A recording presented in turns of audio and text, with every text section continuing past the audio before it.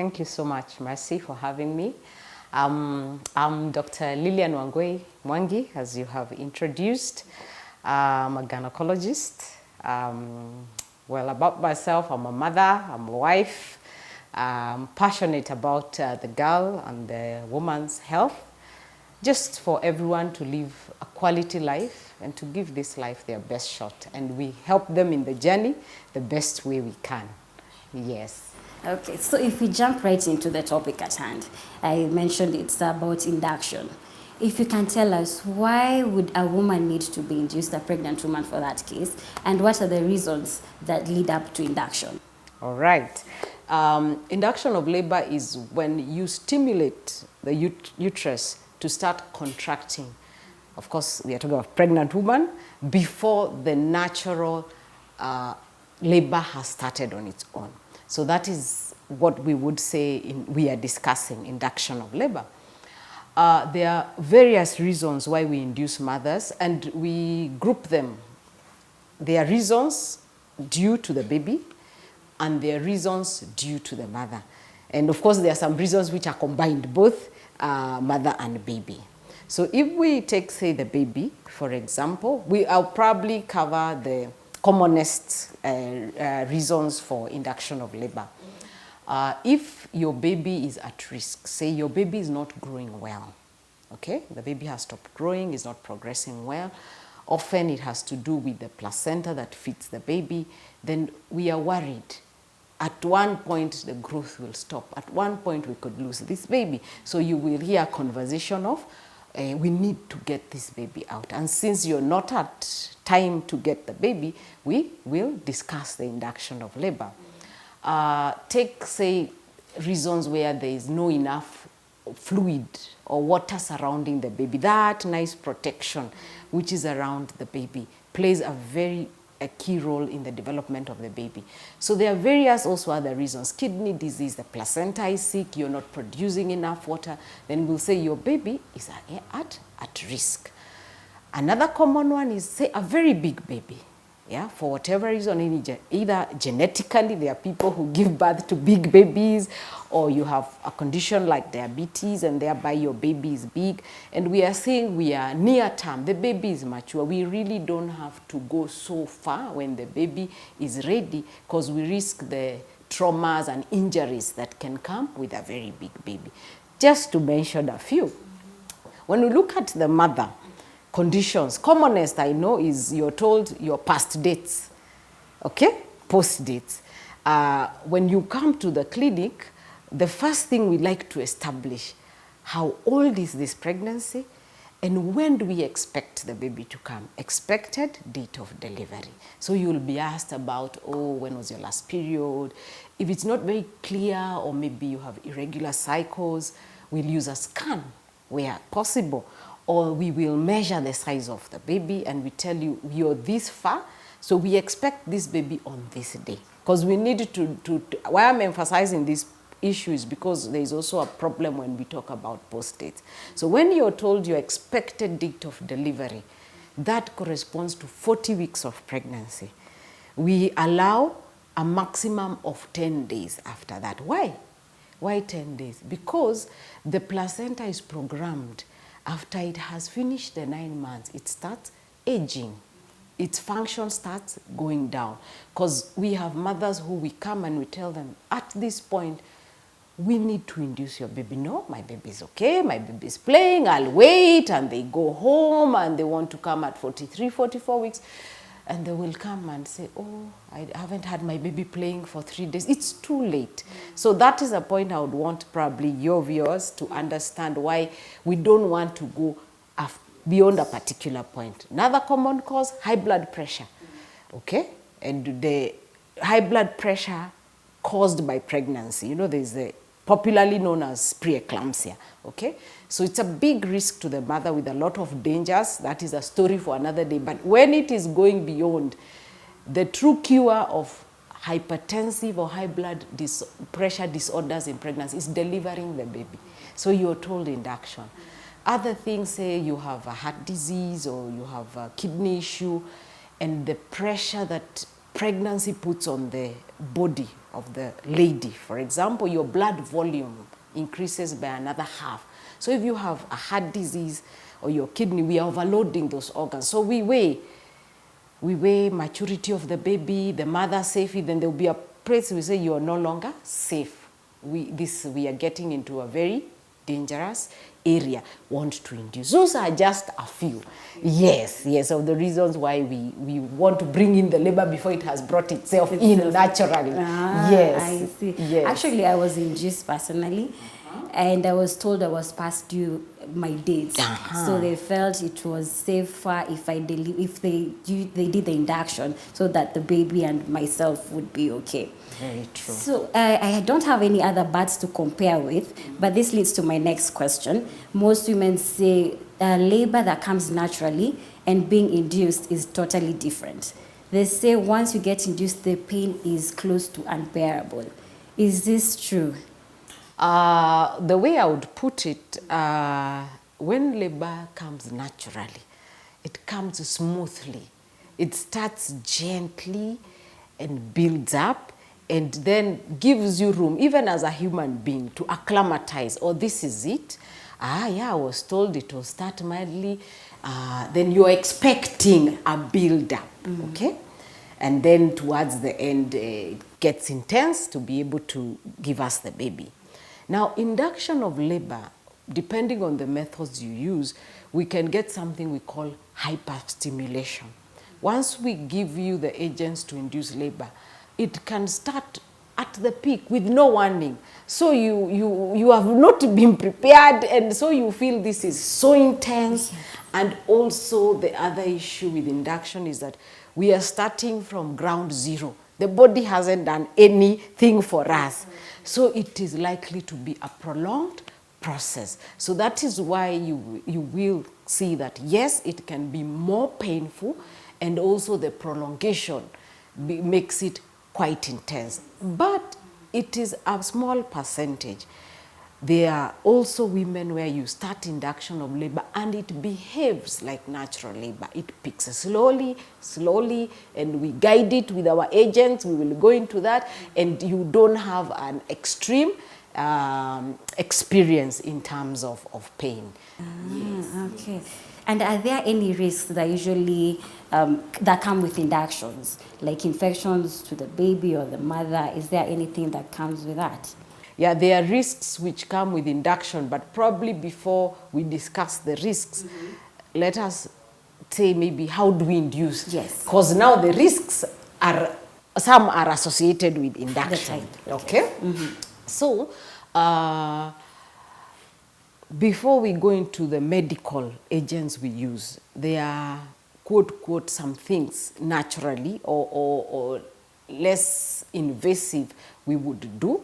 For example, if we have a mother who has a big baby and we are hoping at 40 weeks, we need this baby out. Because the most they are doing after 40 is gaining weight. They are mature. So you will see, maybe you come for your last clinic and we tell you we want to sweep the membranes. Okay? All inductions, the idea of induction, whether those very non-invasive or the ones with medication, is to introduce the hormone, the natural hormone that causes labor, the oxytocins and the progesterones. So sweeping the membranes, these bags that surround the baby, at the very bottom, at the entrance, at the cervix, we do an internal examination where the health provider, your doctor, the nurse, can just sweep them, literally, with a finger. That action of sweeping will produce the hormone we want, the prostaglandin and the oxytocin, and we hope it will bring in the labor. You can even be swept and told go home. It will increase your chances of natural labor coming in.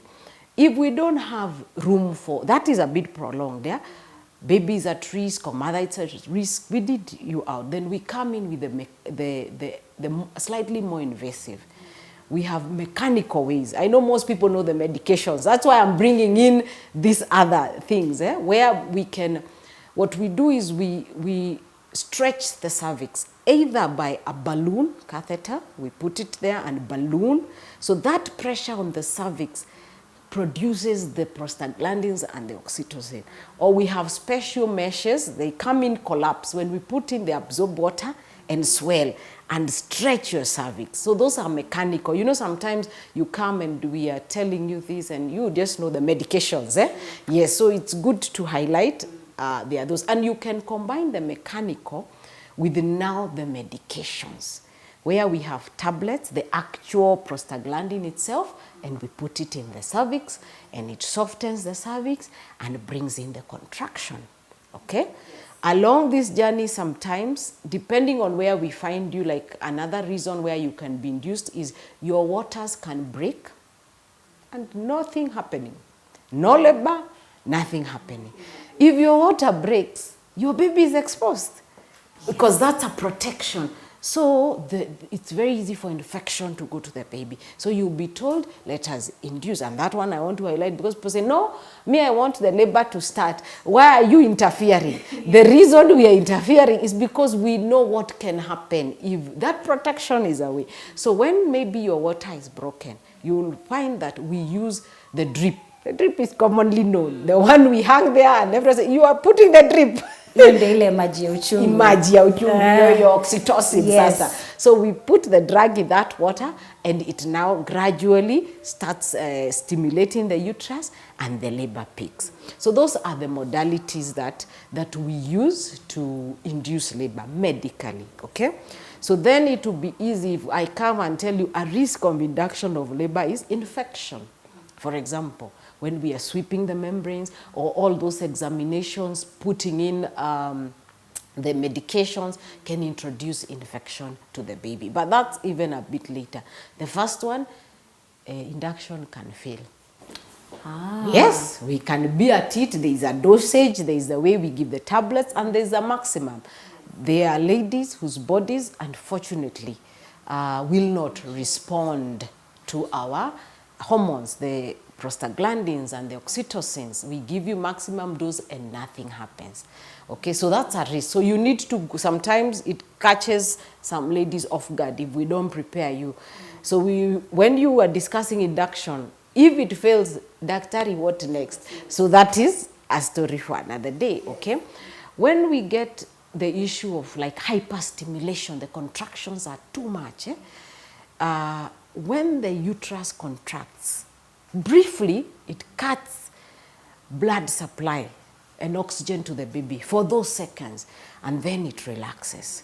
Then it comes again. So if this rhythm is just too much, it can distress the baby. Okay, you hear the baby's heartbeat is misbehaving, and then it becomes an emergency cesarean section. So that is another risk. Okay, the hyperstimulation also after we deliver has been associated with bleeding, too much bleeding, postpartum hemorrhage, because this uterus has overworked. After it finishes expelling the baby, it forgets to give us that contraction to close the blood vessels so that you don't bleed. So those are some of the risks that can come with induction of labor. Probably to put a bit of weight on that is that because sometimes we get requests, I want induction of labor. For whatever reason you want to marry a birthday, it is important to know that it is not totally free without risk. You need to really weigh, especially if you are want induction on request. Yes. So as you've mentioned, for those who wish to have to be induced for any particular reason, but it's not medical, is that allowed? It is allowed. We will take you through the risks, as we have said.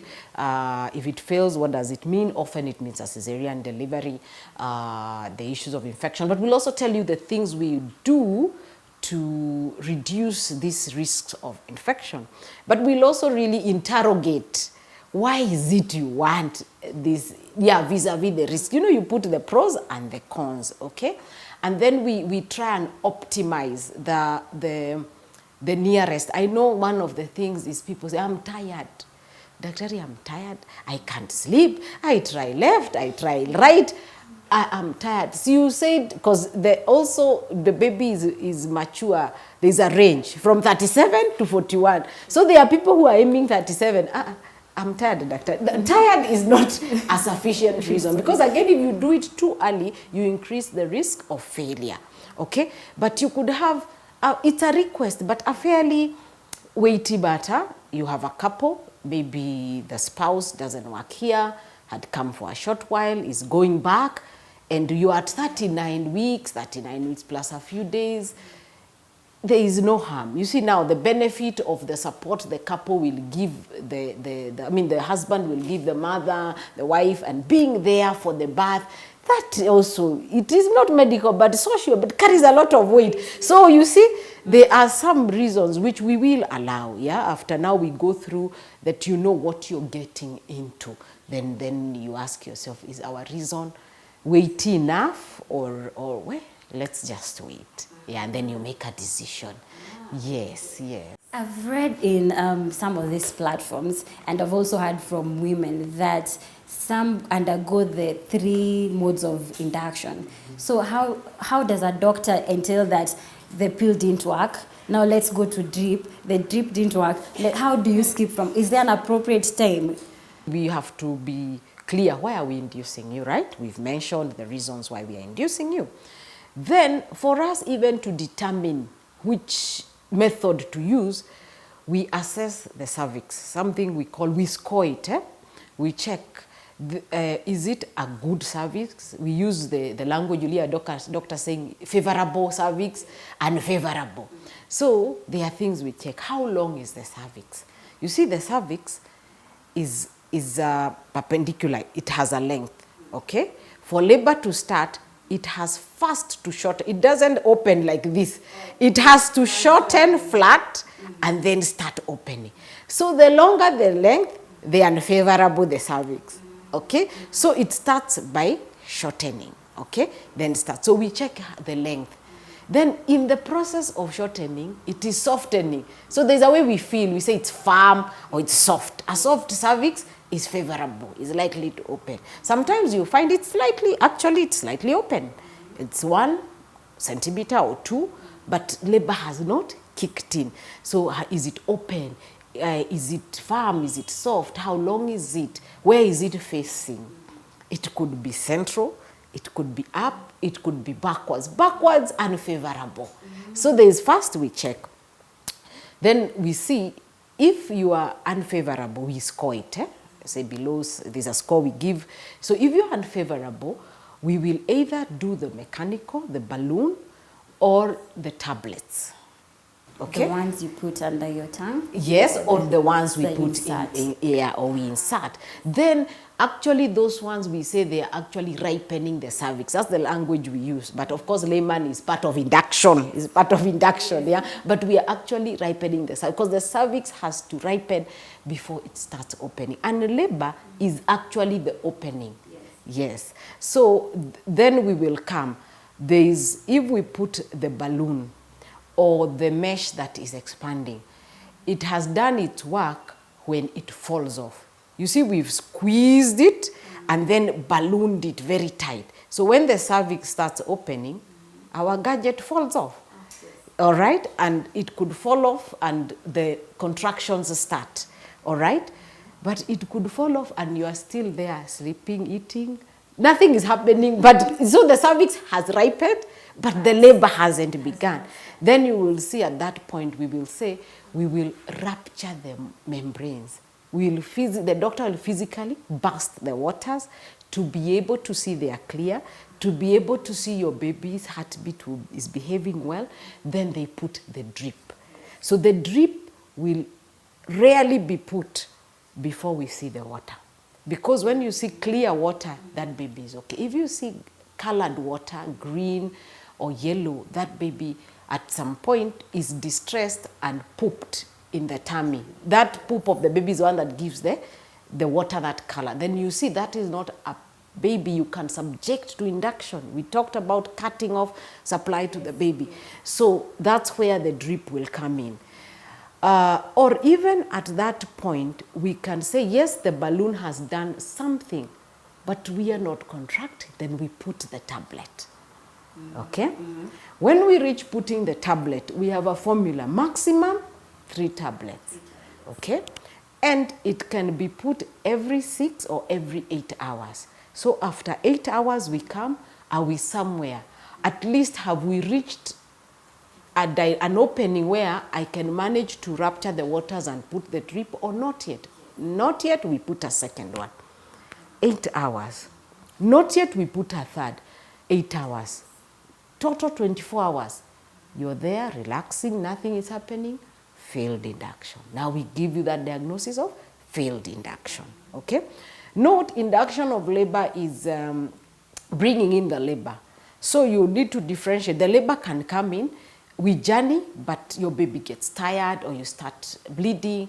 The induction has not failed. We have gotten other complications. Yes, once the labor peaks and you start opening up, our induction has been successful. But other factors can come in where you will not probably have a normal delivery. We have to go for emergency cesarean section. Yes. Okay. So in an instance where, like, let me use myself as an example. Yes. I started with the pill, the one for oral, the oral pill. Yes. Then after some 8 hours, I have not dilated. Yes. Then they give me another pill, because I did that, I got another pill. Yes. So we waited again, another 6 hours. It was 6 hours. Yes. So had the second pill not worked, and then we go through the process of the drip, then maybe we still go back to the process of inserting the pills. Hasn't that time been too long? Yes, the time is long, Yes. truth be told. But we are monitoring you and we are monitoring the baby. You see, that's why also induction has, I call it a psychological weight. And I always tell my clients, don't count your labor from tablet 1. We count labor from 4 centimeters. Because you see, we can do tablet 1, 8 hours, tablet 2, tablet 3. And you pick on tablet 3. Please don't say I was in labor for 3 days. You get. Yeah. And you know, now that is where the counseling, so that the patient understands and the expectations. So like you, the time we were putting we call it sublingual tablet, if you are not laboring, there are no contractions. Don't count it as labor. It had not begun, okay? Note, we are monitoring your baby. The heartbeat is going on very well. You have not ruptured waters. The moment you rupture water, the timings start changing. Because by within 8 hours, if labor has not begun, we are caught in trouble. Infection going in and setting in. So you separate. If you're totally just there, relaxing, sometimes the contractions come for 1-2 hours, and I slept daktari after 2 a.m. Don't count that as labor. You get. So labor is when the contractions have started, they are rheumatic, and we are starting to open up. All right? Or if water breaks, you will see now we will start having a different discussion. Often we'll go to the drip, yeah, to try and just fasten it. Yes. So yes, looking at it at a layman's point of view, it is prolonged. I mean, I've been in hospital for 2-3 days, but labor-wise, we are still okay. Yes, if we've not opened and more so, baby's heartbeat is okay and we've not ruptured the water. Oh, yes. Because there's most women, myself included, we counted from the hour I was given the first admitted at 4 p.m. They put the tablet at 5. The following morning, daktari at 5. I was still there. They actually said it has failed after day 3. But you see, you're still safe. It's only that you actually need to be in hospital, we monitor you, but you are sleeping and doing everything as if you're at home, except checking for your baby and putting the tablets at the appointed time. That makes more sense. Yes. So I repeat, mother, the first time I got induced, then maybe the second time I get induced again for whatever reasons. Yes. The third time, and if I have to get induced, can I choose a specific type? I say I don't want to do the pill, the drip works for me. Can we go straight to that? No, you cannot go straight to that, because remember the scoring of the cervix. Where are we? It is not even the doctor who looks at you and says you are drip material, you are tablet material. No, your body will talk to us. All right? How is this a cervix? Okay? If it is not favorable, we have to probably do the tablets. If you've had baby number 2, number 3, often you find the cervix a bit open. You'll hear people saying, your cervix open, but you're not in labor. We call it parasose. Okay. When you've given birth now, let's, for lack of a better word, relaxes. Now, if it is relaxed like that, I'm able to rupture the waters, then I can put the drip. But it could still be relaxed, slightly open, but with a very thick cervix and long, I will still opt for the tablet. So you will not necessarily choose, even the doctor does not choose blindly, there is a guiding principle. Yes. Oh, okay. You've mentioned that if you've given birth before, then your cervix is... It's slightly open, it's relaxed. It's relaxed. If you've never given birth, even a finger cannot go in. But if you've given birth, you'll find a finger can go in, but you're not in labor. We call it a parous cervix. Yes. So that one makes it easier for now a repeat mother to have... ideally, slightly favorable. Because one of the scores is it open or not? So there's a score there. So if we find it a bit open, favorable score. Yes. Okay, so we've mentioned some of the reasons are like maybe you've gone past your due date and that's why you had to be induced. So if we leave out the medical reasons, the very vital reasons why you have to be induced, and I feel like I would not want to get induced again, is there a way I can induce labor naturally before I go past my due date?